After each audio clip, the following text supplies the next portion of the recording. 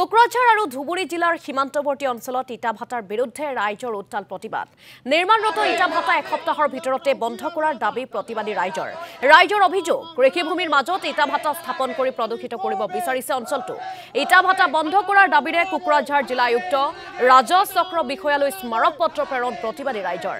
বিটিআৰৰ বন বিভাগৰ বিষয়া আৰু বঙাইগাঁও প্ৰদূষণ নিয়ন্ত্ৰণ কাৰ্যালয়ত অভিযোগ দাখিল কৰিছে স্থানীয় ৰাইজে।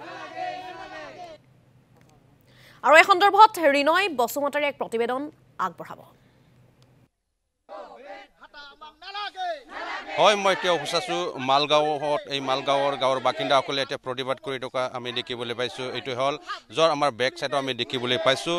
ইয়াত ইটা পাতা এটা ইণ্ডাষ্ট্ৰি কৰিবৰ কাৰণে বিচাৰিছে ধুবুৰী জিলাৰ বিলাচীপাৰাৰ এজন বাসিন্দা। ইয়াত যে এই মাটিত ইয়াত কনষ্ট্ৰাকশ্যন কাম কৰি থকাটো আমি দেখিবলৈ পাইছোঁ। কিন্তু ইয়াৰ গাঁৱৰ বাসিন্দাসকলে প্ৰতিবাদ কৰিছে ইয়াত ইটা পাতা কৰিব নালাগে, ইয়াত বহুত অসুবিধা হ'ব।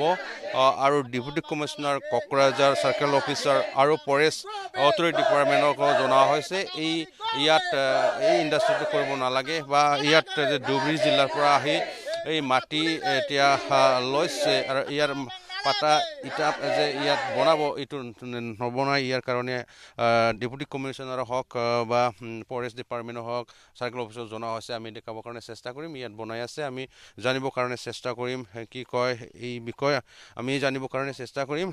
কি হ'ল কি নহ'ল, কি দাবী এইটো কি হৈছে একজাক্টলি? হয়, এইটো আমাৰ এই কোকৰাঝাৰ জিলাৰ অৱস্থিত মালগাঁও অৱস্থিত হৈ আছে। তো এইটো আমি ৰাইজৰ পৰা কমপ্লেইন পোৱা মতে এইটো সম্পূৰ্ণ NOC নোহোৱাকৈ কামটো কৰি আছে। মালিক কৰ্তৃপক্ষই জোৰপূৰ্বকভাৱে বলপূৰ্বকভাৱে কৰি আছে। আৰু আজি ৰাইজে বিভিন্ন কোকৰাঝাৰ জিলাৰ বিভিন্ন অফিচত কাৰ্যালয়ত DC অফিচক কেন্দ্ৰ কৰি আপোনাৰ চাৰ্কেল অফিচক কেন্দ্ৰ কৰি সমূহ অফিচ যিখিনি কৰণীয় আছিল চব জেগাতে তেখেতসকলে আবেদন দিছিল, কিন্তু চৰকাৰৰ তৰফৰ পৰা একো ফল নঘটিল। সেইকাৰণে আজি ৰাইজে অতিষ্ঠ হৈ আজি ওলাই আহিছে আৰু ওলাই আহি মালিক কৰ্তৃপক্ষক ৰাইজে সকীয়াই দিছে যে 7 দিনৰ ভিতৰত এই ভাটাটো উঠাই লৈ যাব লাগে, নহ'লে 7 দিনৰ পিছত যদি উঠাই লৈ নাযায় তেনেহ'লে ৰাইজে আইন হাতত তুলি ল'ব আৰু তাৰ দায়ী চৰকাৰ বা প্ৰশাসন নিজে জগৰীয়া হ'ব। আৰু এইখন ভাটা হ'লে ইয়াত আপোনালোকে দেখা পাই আছে কেমেৰাৰ জৰিয়তে এই কৃষিভূমি হয় আৰু এই অঞ্চলখিনি সুন্দৰ প্ৰাকৃতিক পৰিৱেশৰ মাজত শান্তিতে বিৰাজমান কৰি আছে, চবে শান্তিতে বসবাস কৰি আছে। যদি ইটা ভাটা হয় আপোনালোকে জানে ইটা ভাটাত কি চলে, কিমান মানুহ আহিব, ক'ৰ মানুহ আহিব, আপোনালোকে চব জানে, এইখিনি মই খুলি নকওঁ। তো পৰিৱেশটো কি হ'ব ইন ফিউচাৰ, ইয়াত বহুত খাজ লেণ্ড আছে। এই মাটিখিনি তেখেতসকলে কি কৰোঁ, ইট ভাটাততো মাটিয়ে লাগিব নহয়, এই মাটিখিনি কাটি চুটি কি কৰোঁ, তাৰপিছত খাজ মাটিখিনি এনক্ৰচমেণ্টো হোৱাৰ এটা সম্ভাৱনা আছে। তো বহুত দিশত মানে ভয়ংকৰ এটা পৰিণতি হ'বলৈ গৈ আছে। তো সেইকাৰণে ৰাইজেও আমাক মাতিছিল সংগঠনক, আমিও আহি ৰাইজৰ সহযোগ কৰিলোঁ।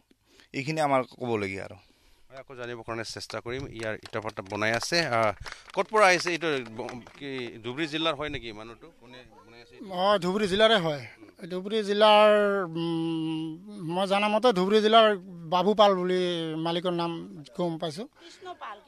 কৃষ্ণ পাল যেনিবা, মই এইটো ধুবুৰী জিলাৰে হয়। যি জিলাৰে নহওক কেনে আমি ভাটাটো হোৱাৰ কাৰণে বহুত আমি বিৰোধ কৰি আছোঁ।